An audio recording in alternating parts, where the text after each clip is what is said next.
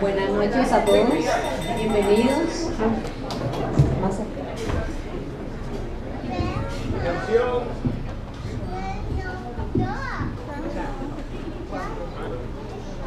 Ahí casando. Bueno, quiero hacer un brindis. Quiero brindar por la felicidad de Angie y Eduardo, que su matrimonio florezca lleno de amor y comprensión entre ambos.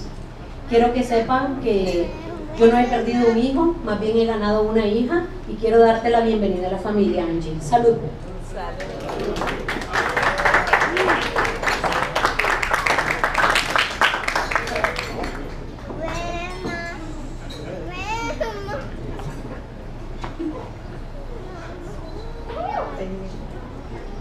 Buenas noches a todos. Eduardo y Angie. Remember the flamingos? All right, so I'm going to start my speech. For you guys, that's a whole another story. I'll tell you guys later. But what else can I say? I have told you, both of you, how much you meant to me. Angie, you know you are the light of my life. And I told you, Eddie, always take care of her. She's the most precious thing for me. You will treat her like she is a diamond. She doesn't need anything else to shine. She will always be my baby. And you know that I love you too. I told your mom one day that whoever marries you, he was gonna gain a wonderful man. And I know that's what you are. Welcome to the family, and I love you both, and I wish you all the best, always. Cheers.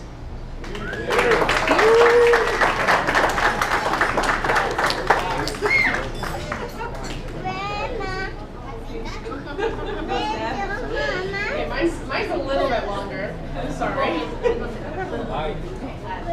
Okay. So, hello everyone, welcome. How are you? Or should I say hola? ¿Cómo estás? Now let's get one thing straight. That's really the only Spanish that I know, other than a few other words. So please don't try to talk to me in Spanish. For those of you who don't know me, my name is Stephanie.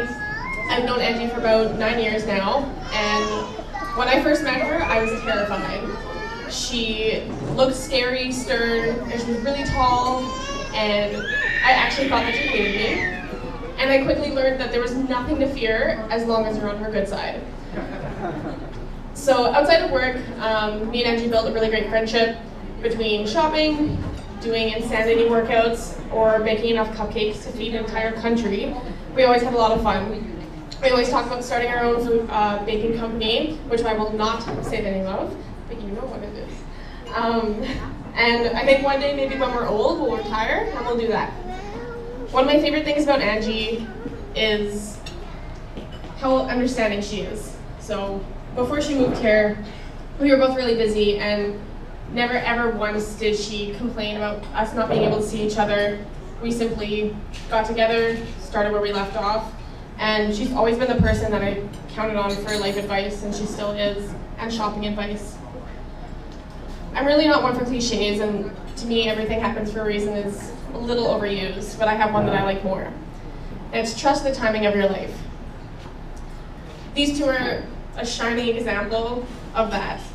Yes, they've known each other since they were in diapers, but in their adult years, they became a lot closer, and they were never single at the same time. Now, as Angie's best friend, that was the most frustrating thing for me. And I'm no matchmaker, but I can tell you, as soon as I met Eddie, my mission in life was to get these two to be together.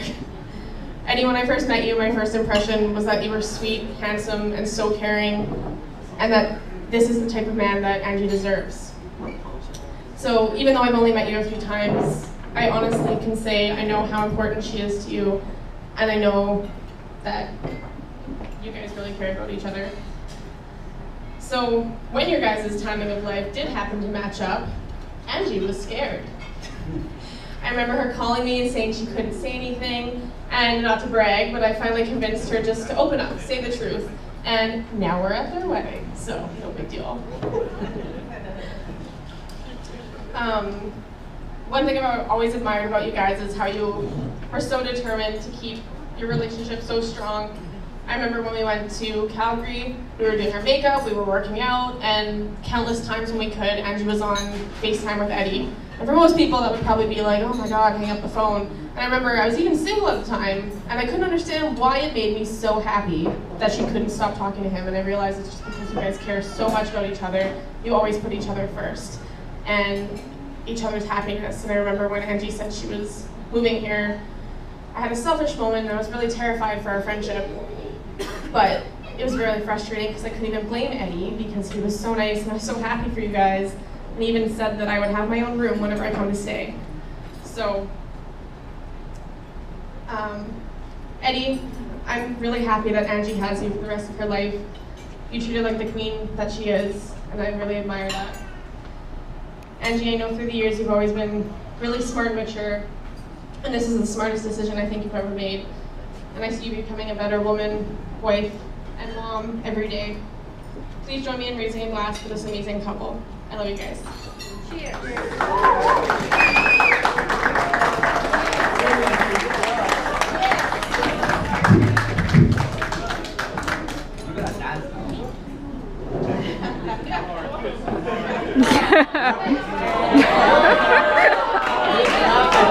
How's everyone doing? That wasn't good because you got food in your front. You're like, how are we doing?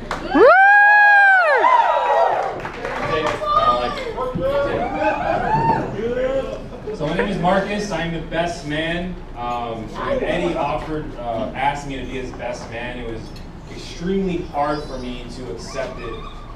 Just because I know no better man than my best friend, Eddie himself. I gladly accepted it as I felt very honored that he accepted me out of all his friends.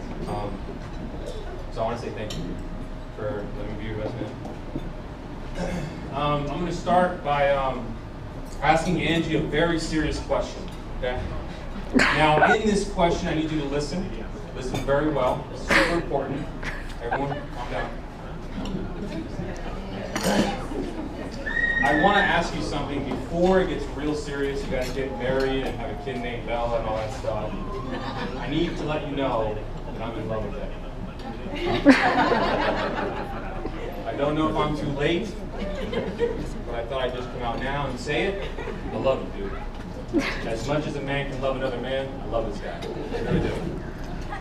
Alright, that was just a joke. Sorry. I love you. So I'm gonna. The way I decided to do this, I'm super nervous, so I really apologize. I have 4 rules. Thank you.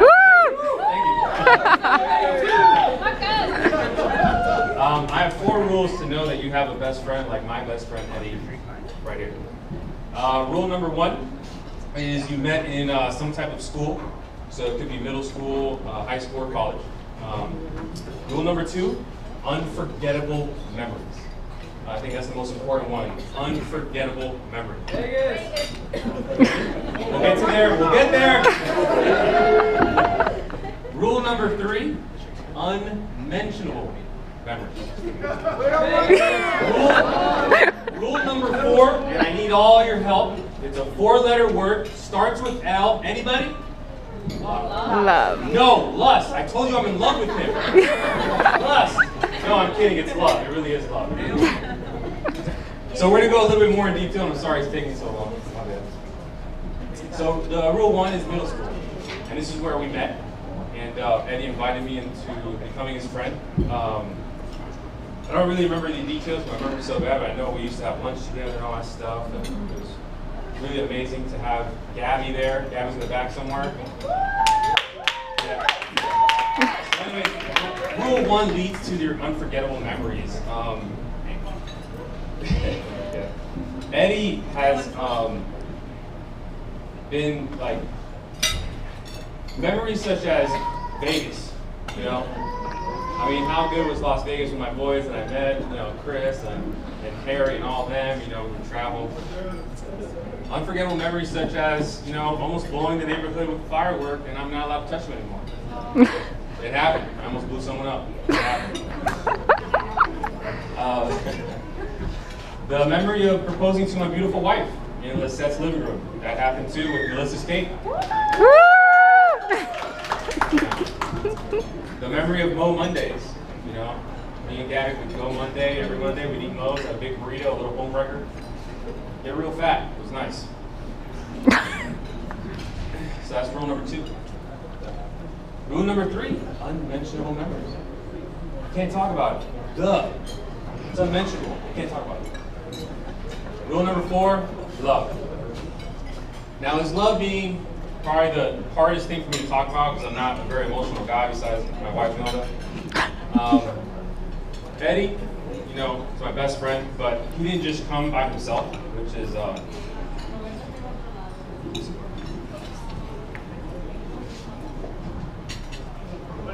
sorry guys, give me a second. So Eddie didn't come by himself, he was a complete package. Wow, why am I doing this? Yeah. That's fine, baby. I hope I'm good. You can do it.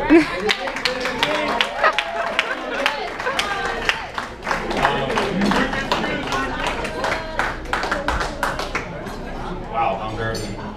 Grown man in front of here. All right. So he's a complete package. You know, he came with little sister Melissa that I found to love. Big sister Priscilla, which I think still hates me, but I still love her. Now in niece, you know. And the most important, Lisette, a beautiful second mother to me. She's done so much for me. And now Angie. Angie is a new part of the family. You are like my sister-in-law now. I love you too. Eddie loves you. That's all I can do. And I want to thank you for being the perfect match for Eddie. And I hope you can come up with your own rules in the future. And I wish nothing but the best for both of you. And don't forget about Marcus. He loves you both. Thank you.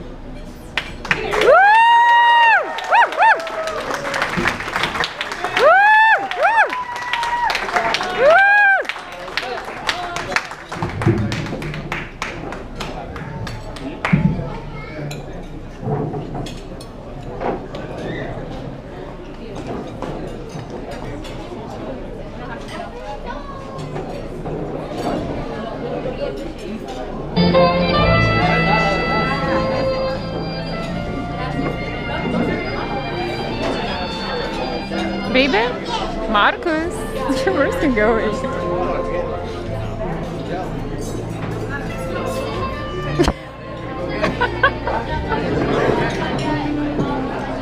I hope not. Just look at that. You want to switch it off, sweetie? Yeah.